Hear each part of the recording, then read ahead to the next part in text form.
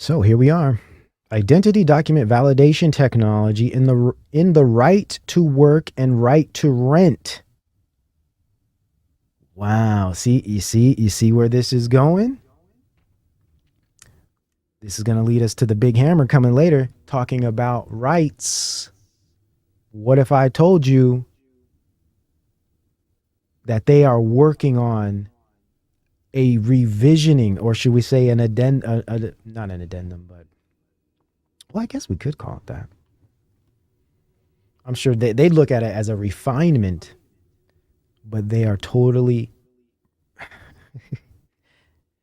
they're creating new human rights laws, basically. Let's just put it out there.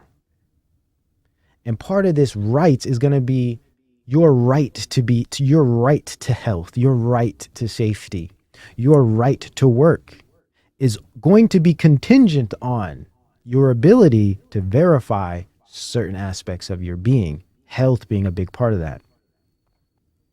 Yeah, your right to live, says Marcy T. Yes. Shout out to Marcy T. Your right to live will be contingent on this because they'll starve you out, right? They won't allow you to work. They won't allow you to go buy food, right? That's logical, isn't it? So let's look at this. Identity documentation validation, or identity document validation. Let's read this here. The Home Office and Disclosure and Barring Service, DBS, are working with DCMS as it develops proposals for new legislation to establish a UK digital identity and attributes trust framework, right? It's all about trust and security. We can't trust anything you say. We can't even trust you to do things unless we know exactly you are who you say you are. It's the perfect plan. It's the perfect way to force people into this system of verification and digital ID. It's because we can't trust you. You know, there's just too much identity theft. There's too much fraud going on, right? People are faking their certificates and faking their cards, their juice cards, right? So we just have to create a digital system that gives us the opportunity to really know you are who you say you are. It makes sense. That's the thing. Clever. The trust framework was initially launched in February 2021.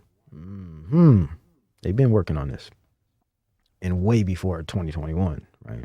I have documents that go all the way back to 2012 about digital ID and just throwing around the idea. And you, those of you that are in other countries, you're very aware of this because I know, especially in the East, a digital identification is commonplace.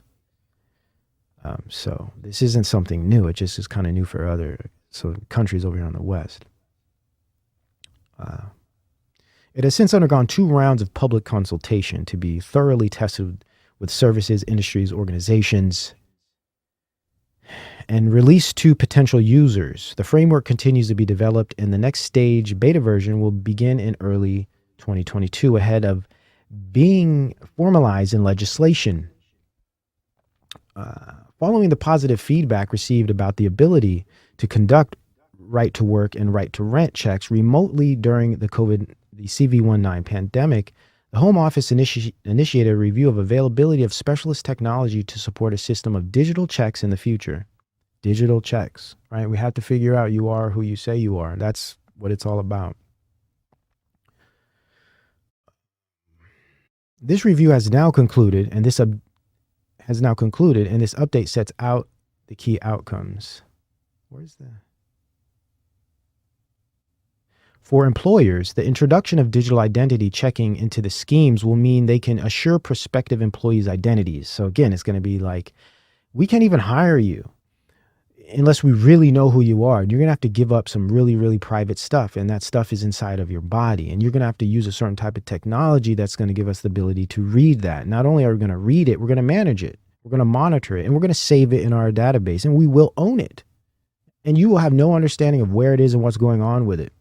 But you won't ask any questions because it's going to be that which gives you access to your job, to your livelihood. So shady. So shady. I mean, so shady. So there's another one of these proofs here that this is all in the works. And it's incremental. It's slow. and incremental. And see, the thing is this, they have to start in certain regions. Labor is going to be a big part of it, the labor force. Travel is another one, right? Global ID 2030. Yes, Mark Ash. Yes. Well, this is all about that. Because once they get, social credit will be part of that, Adam Kestius.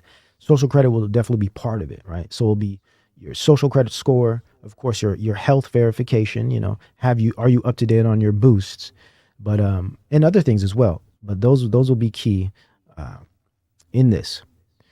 So yeah, I mean, this is going nowhere. And UK is, we're not going to do health passes anymore. They don't have to do them now, because all of this is in the works. They're going to slowly get it into different systems, slowly but surely, and diffuse it into society to the point that it becomes general and it becomes standard. Boiling frog, right?